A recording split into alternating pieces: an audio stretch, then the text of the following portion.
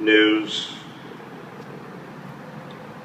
personality, but today we thank him for past service as a member of our military and someone who has come back to come and do great things. Let us please recognize Tom LeMaine one more time. Tom, thank you. Mr. William Kelly, thank you so much for your dedication and commitment. As much as we celebrate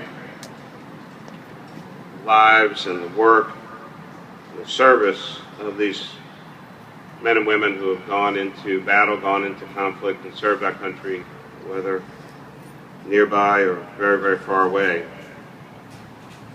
we can never forget that it takes dedication and focus, often by pretty much one person, to keep these kind of events and traditions together. I greatly appreciate Mr. William Kelly, and I'd ask that we give him a big, big round of applause as well. Thank you, Mr. Kelly. Judge Dugan, thank you for your remarks earlier. Mr. Teta, thank you for your service and the work on the memorial behind us. Councilman O, thank you, and Councilman Squilla, both members of Philadelphia City Council. J.J. Wright, Chair of the Board of J.J. Wright Incorporated, thank you. And certainly the Board of Directors of the Korean War Memorial. We appreciate all that you do. Margaret McLean, President of the Gold Star Wives, Secretary of the Chapter of the Gold Star Wives of America. I want to thank her. She was sharing with me about her family and their service as well. Can we please recognize her for her great leadership? William Terry, thank you always. We have an opportunity to spend time together both here and at the Vietnam Memorial as well.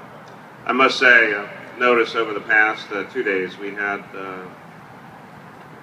service events at 6 and Walnut, and then of course here today, unique circumstance of Veterans Day falling on a Sunday. And I said yesterday, and I'll say it again today, that provides us with a great opportunity to pray for the warriors, the work that they've been asked to do, but also to pray for peace. Because we need more peace in the city, in the state, in this country, and in this world. Just think of what a place we would be. We'll always need our military.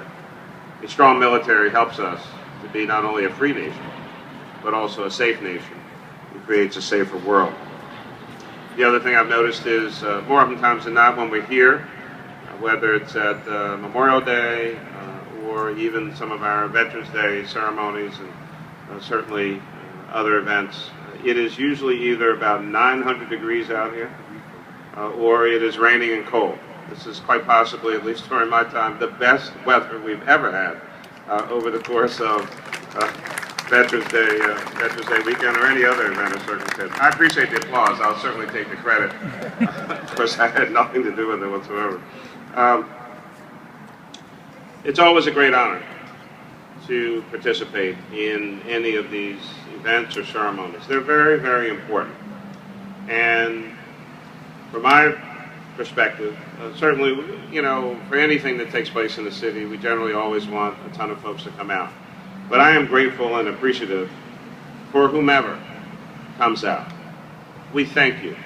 This is also about paying attention to what's significant and what's important. We go about our daily lives. We do the things that we do. Almost, quite honestly, unless you have a family member who has served or one who is in harm's way right now or somewhere else in the military, it's quite easy, maybe at times for the rest of us, to just go about our daily events and activities without any real thought for the fact that there are hundreds of thousands of people, men and women, in uniform and also civilians who are part of the military service, who do what they do and go about their business on a daily basis, keeping us safe from harm that we may not even know exists. And primarily because they do their job so well, without asking for very much, that we are able to live in these free United States of America. Let us never be so comfortable. Let us never be overconfident in the work that they do that we forget the fact that they are out there, taking their posts, doing their jobs, going through drills, not because we want to be in conflict, but because we will always be prepared should there be a need for conflict, because we will protect and defend the United States of America from any foe, anywhere, and anyone who means us harm, whether here on these wonderful shores in the birthplace of freedom, liberty, and democracy, or halfway around the world. That is our commitment. That is our compact with every American citizen, that you should always be safe no matter where you go, and that the very strong symbols, our flag, our pledge, our eagle, travels with you no matter where you go, no matter what you're doing, that the United States of America will always be there to serve and protect, to defend, and to save you. The Korean War, for me, has special significance. My father served in the military during the time of the Korean War or Korean conflict. He was in the 82nd Airborne.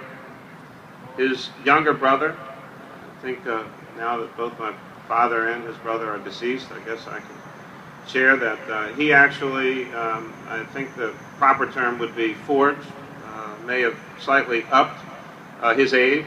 His older brother was going into the service and he wanted to go into, and actually was sent to Korea, much to the chagrin of my grandmother. In any event, both returned, both served well. They generally enjoyed their service, and my father would tell me about the many stories, and I met many of his friends, and his best friends were guys he met in the military. Until the day he passed, he talked about those times and shared them with me, his son. I will never forget, and I know none of you will ever forget. And there are many others, whether they're here or not, they won't forget either. The source of our strength is the diversity of our great city and our great country, our shared experiences, pledges that we make, the songs that we sing. They're more than pledges, they're more than songs. They are what help to make us Americans, people living in the greatest nation in the world, the United States of America. God bless you and thank you.